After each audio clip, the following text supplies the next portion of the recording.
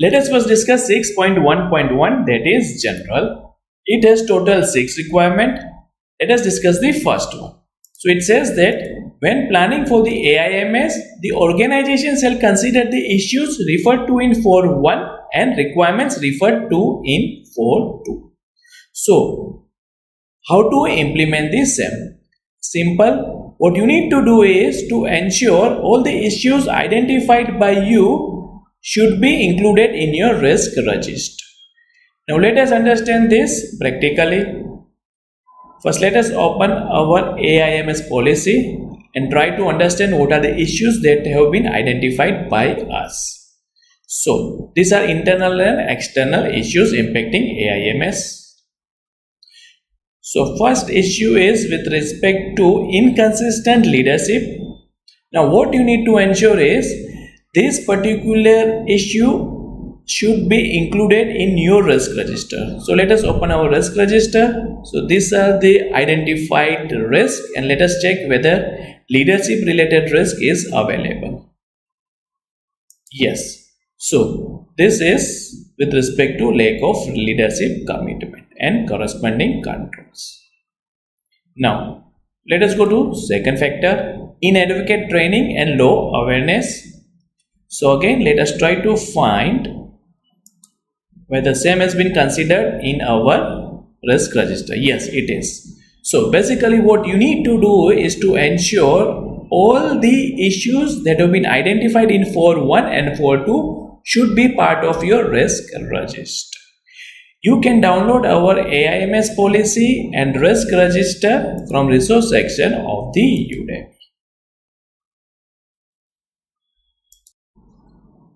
Let us now discuss the third requirement. It says that organizations shall establish and maintain AI risk criteria that support differentiating acceptable risk from non-acceptable risk. Also, it should support performing AI risk assessment, AI risk treatment and AI risk impact. Now, how to implement the same? Let us refer our risk register template to understand the practical aspect. So this is our risk register and you need to have a well-defined parameter to ensure that you have a well-defined likelihood.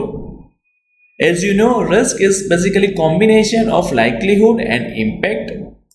So this is the impact criteria, this is the likelihood criteria, and then this is the final risk level which is being achieved by combining likelihood and impact.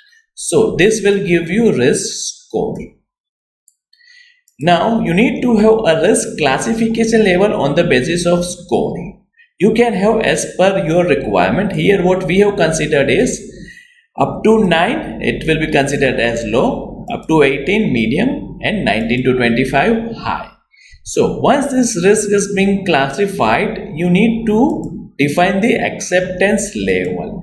So if risk score is up to 9, then it can be auto accepted. That is what we have defined. You may like to define as per your requirement. If risk score is up to 18, that is 10 to 18, then it can be accepted only on approval by department head and chief risk officer. This is our requirement. Your requirement can be something else. And if risk is high, it can be accepted only on approval of Chief Executive Office. So, this is the risk acceptance criteria that you need to have in place. Now, let us discuss the fourth requirement. It says that organization shall determine the risk and opportunities according to the specific AI usage. So you need to have a separate risk register and opportunity register individually for each AI system.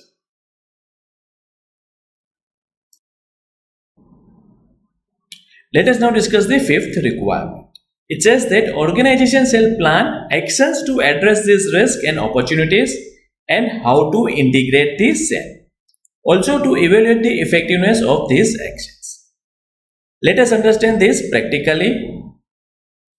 So this is our risk register Now requirement is that against each risk that has been identified, we need to have appropriate risk response.